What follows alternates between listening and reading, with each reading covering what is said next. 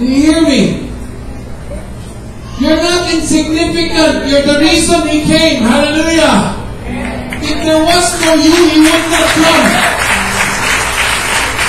You're the reason He came. You're not insignificant.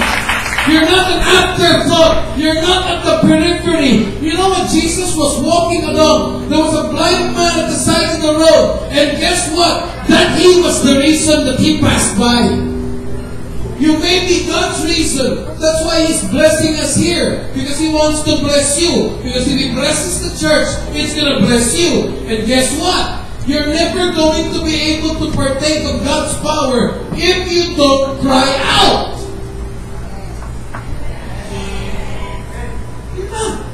Even though you're the reason He came, if you don't cry out, you won't partake. Bartimaeus cries out. And you know what? Jesus said, call him, bring him to me. The crowd says, cheer up. Cheer up. He's calling for you. Look, the blind man goes to Jesus. And Jesus asks him a strange question.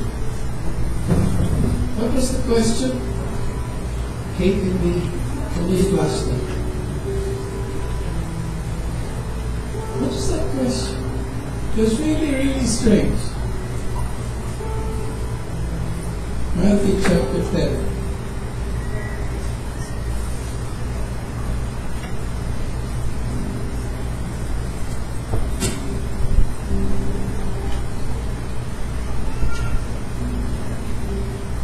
Verse 51.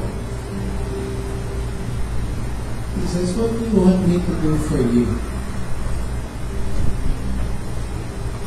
What do you want me to do for you?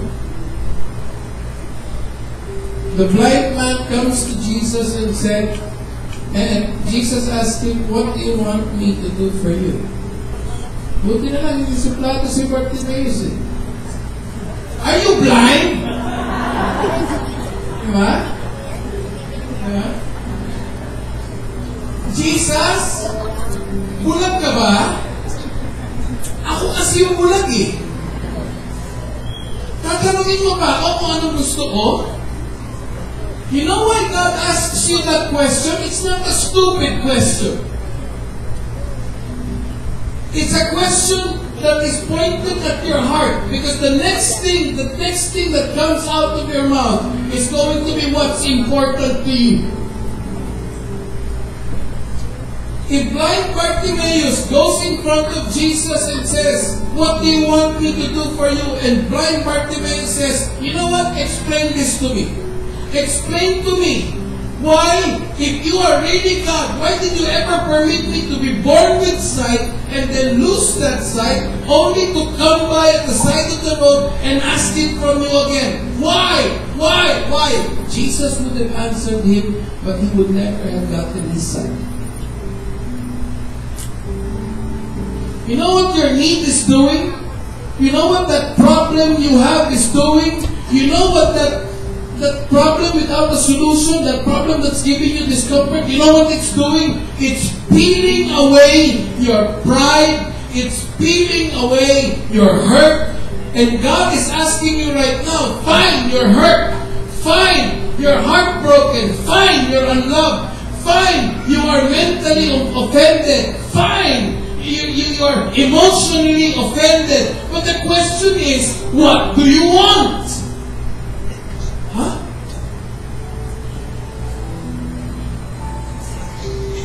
Ang daming pwedeng sabihin ni Bartimaeus eh. Tagal mo naman tumating. 10 taon na ako doon sa gilid ng kali, ba't kaya ka lang tumating? Di ba? Gusto mo ba talaga malaman kung bakit kaya nga ako tumating? Gusto mo makakita?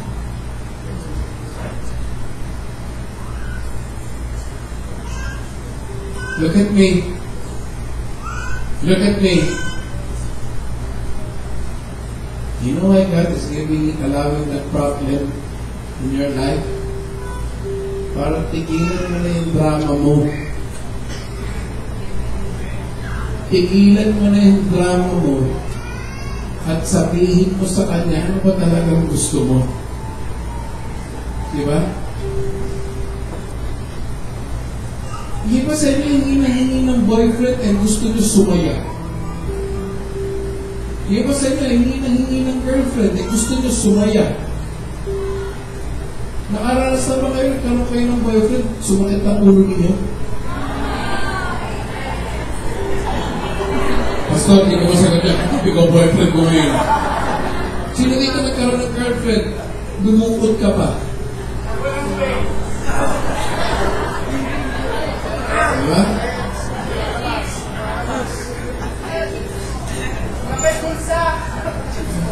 Tapos pinasalan pa.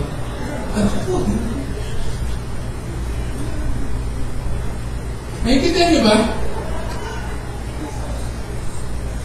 What is the issue? Is it really the boyfriend or the girlfriend or the house or the car? Or is it really the position or they want to be happy? Amen? What do you want? Are you hearing me? What do you want? And your need right now is peeling away all the issues so that you come to one singular problem, which is actually the problem that God wants to meet. Your problem is you're going to hell, people.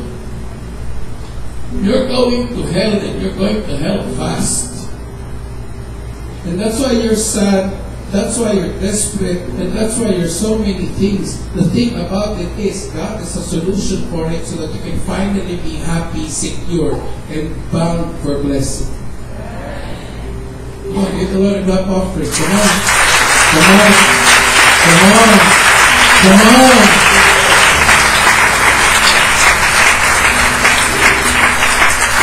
Hallelujah. He was asking, come on, what's the problem, Bartimaeus? Tell me, tell me, tell me. He says, I'm blind, I want to see. Jesus was just really wanting for him to know that he really does have the issues. Do you know what God wants to do in your life? Some of us, almost every Sunday I say this. The point of God is not to make you comfortable. The point of God is to make you strong so that you can be comfortable in any situation. Okay ba yun? Okay ba yun? Parang may boyfriend o walang boyfriend, masaya.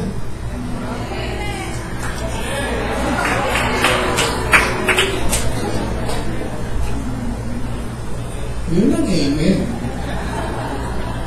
Amen? Convincing. Parang may boyfriend, di ba? May girlfriend, walang girlfriend, masaya. May boyfriend, walang masaya. May pera, wala, masaya. Wala kang marami dito, may problema sa pera. Nicer. Naintindihan niyo? It's not about your comfort. God wants to make you strong. Hallelujah. And that's what's happening to all of us here today. Jesus is passing by. And He's presenting an opportunity for you. I suggest, my friend, that you cry out to Him.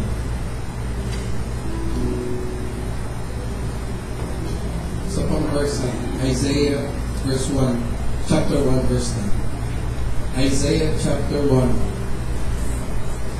verse 9. 19, I'm sorry. Isaiah chapter 1, verse 19. Okay, can we start with 18, please?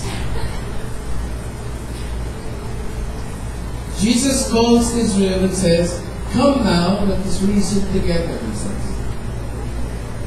"Though your sins are like scarlet, they shall be as white as snow. Though they are red as crimson, they shall be like wool." And then he says, "If you are willing and obedient, you will eat the best from the land." He says, you guys have a problem And it really is an awesome thing because he said, your sin, you're going to be taken care of. I'm going to make it as white as snow. I'm going to forget it forever. He says, but there's something that he talks about here. It's two things. Because blind Bartimaeus comes to Jesus. I'll say that again. Blind Bartimaeus comes to Jesus and Jesus answers his prayer. Because of two things.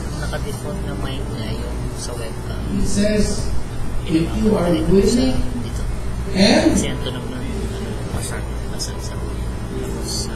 you will eat the best from the land. Two things. One requires attitude, two requires obedience, action. Willingness and obedience. People, this is attitude and action. How many of you know this? That you can be willing but disobedient. Yung attitude mo, gusto ko yan eh. Gusto ko talaga eh. Tapos walang gagawin. Sino sa inyo, gano'n kayo dati? Nilagyan mo na ng dati para mataas kayo ng mga. Okay, samahan nyo naman ako. How many of you know what I'm talking about? You want it! You're willing! But you just don't do it. Huh? Your attitude is okay. It's your obedience that sucks. And how many of you know that you can be obedient and not willing? Sige na nga! Sabi mo eh. Diba? You obey, you do it anyway, but you're not willing. The Bible says this. You want to taste the best of God? You want to taste the best of God? You want to taste the best of God? Do you want to taste the best of God? If you want to taste the best of God, two things. You better be willing and you better be obedient. Jesus calls blind Bartimaeus. The crowd says, cheer up, get up, he's calling you. Sinabi ba ni blind Bartimaeus, finally! Yeah? Hey, he stands up and goes to Jesus. Willing, submitted, his attitude was right. And then the action of going and his obedience. And even when he was asked, what do you want? I want to see. He got his sight. And guess what? After that, this is what proves willingness and obedience. It says, he followed Jesus when he received his sight.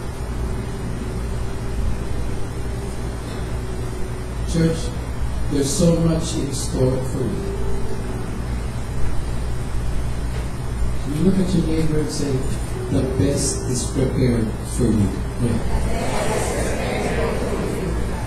The best. But when he calls us, when you pray, let's be willing and let's be obedient and let's take that attitude. Perhaps the Lord will move on our life. Yeah? Stand with me. Come on. Let's get everyone clap up. He is ready. He is ready. Yeah.